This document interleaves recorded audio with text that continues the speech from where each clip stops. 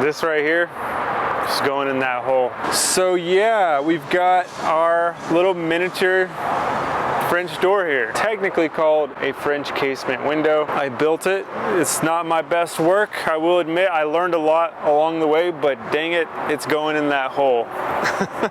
No, it's solid, don't get me wrong, it's solid, but thinking of like the cross section of an exterior wall is new to me.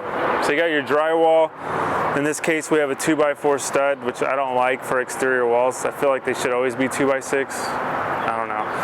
So 2x4, then you got 1/2 inch sheathing, then you have siding.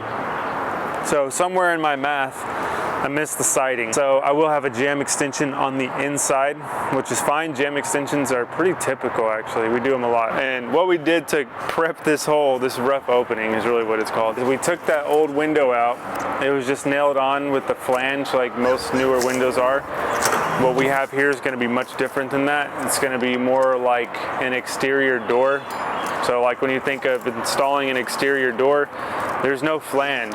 It's just the jamb, the door, and you're shimming it, getting it all squared so everything operates correctly, and then you're spraying your foam and casing it. Same exact thing with this installation. We got that window out of there, got this open. We had to expand it both height and width-wise because the window that we're putting in here is bigger, obviously. And to get our framing in there, I had to cut down to the floor. Didn't want to do that, but I had to get our other king stud shoved up in there and down. And thankfully they put the foam in, otherwise we would have not been energy efficient. And this stuff was just flapping around like crazy. Which is good because we're able to leave all this siding on and then just tuck our tape back up in there and get this thing flashed to the best of our ability. We did that all around and it's better than what was there. There was literally nothing there. If you see the video, there's no flashing tape. I don't do a lot of exterior, but I feel like shouldn't there be some kind of like seal around this? It didn't leak, nothing happened. Like we got all this out of here, there's no rot. There was no sign of any moisture, but it just seemed like that should happen. So we went ahead and put the flashing on here, and when we drop our window in here, we're also gonna flash it. And that's what we're gonna do.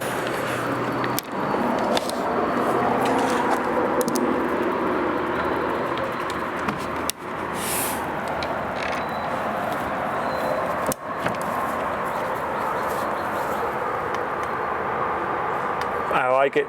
You want to just push it all the way against the siding at the bottom? Okay. You can let it go. I'm holding it at the top. I just want to check the operation. Oh, yeah.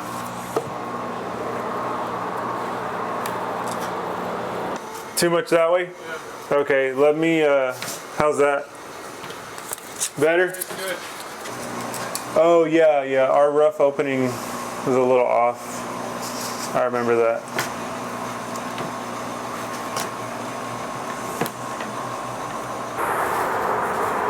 This reveal looks good, that matches up. Looks really cool. I'm gonna check the operation again.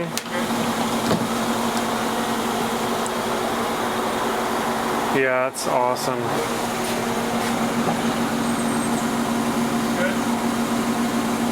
Good. Your top could come in a little bit. Oh, really? Yeah, just like barely.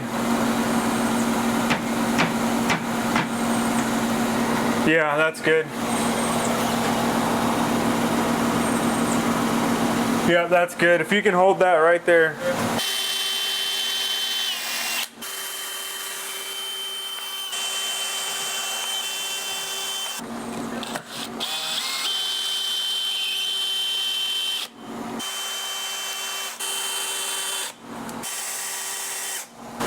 Sweet.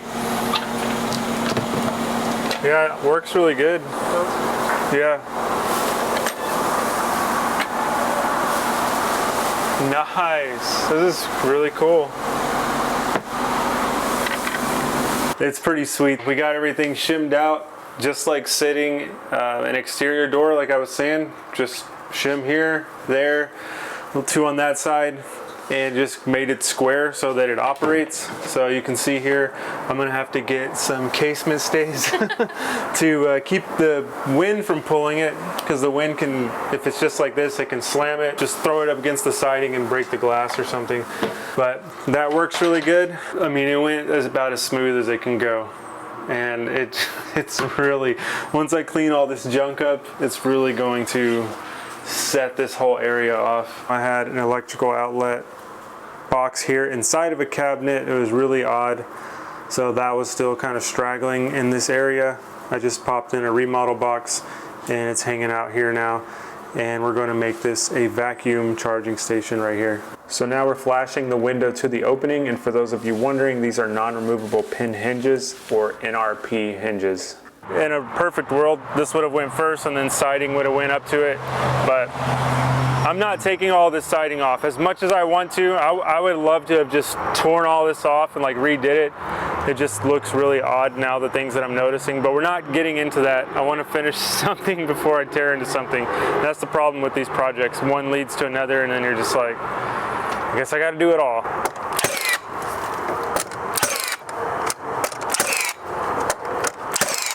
We have the framing gun set with the depth of the nail out all the way because we don't want to blow through this cheap siding, but we can punch that in later with a nail punch.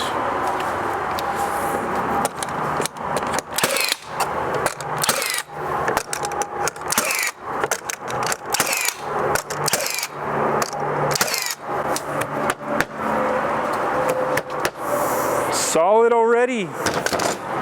And after really digging into this house, I know I'm really talking bad about this house, but I think if, like they say, that tornado's coming later, if it came this way, this thing, I don't think it would stand a chance. I really don't. I think the little 30s cottage would be fine, and this 2006 edition would just be wiped out, which stinks because that's where I'm doing all the first work. But hopefully the tornado doesn't come. So that's kind of a wrap up of what's going on the outside.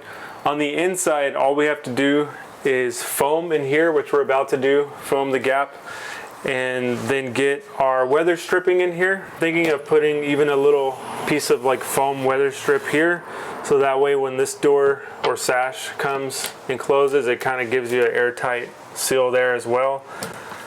And I think that would be it for the weather stripping.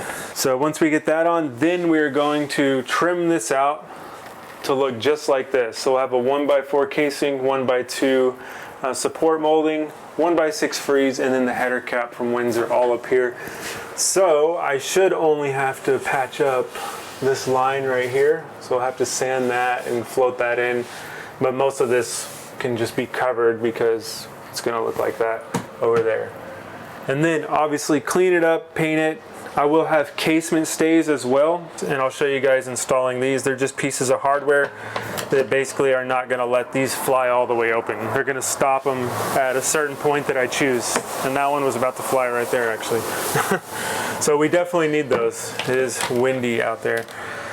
So other than that, I might put a little throw bolt in here, maybe just a small one, top and bottom, to kind of hold this one, just like a French door. So then you could latch down, latch up on the bottom one, and then open them, just for added strength and rigidity in this. But overall, I am really pleased with the way this came out. Easy install, just basically cutting your opening to an inch bigger than the actual dimensions of the unit, and that gave us room to shim, and that was pretty much it. And I think the last thing to do for this is foam it. So we got this no warp stuff, window and door. And I highly doubt this foam is going to push out this 1.5 inch Spanish cedar. But hey, we got the right stuff.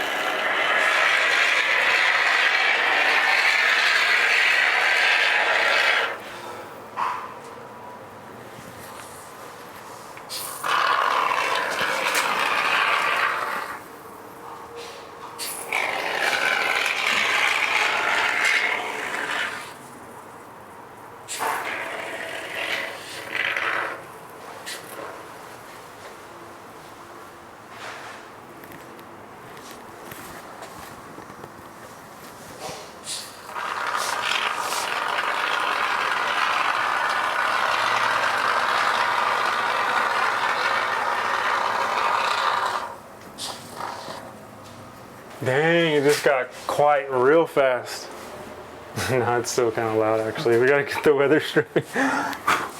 We've got that foam in there, that's expanding. We got that working for us. And that essentially completes the install of this 10-year casement window. So next thing will be to clean up this drywall, exterior trim and interior trim, sandwich this in. It'll completely complete this install. And I'll walk you guys through jamb extensions probably in the next video, because we're definitely going to need one to bring our jamb flush out to the drywall. It's a very common thing, happens all the time. We run into it all the time. So we will get into that in the next one.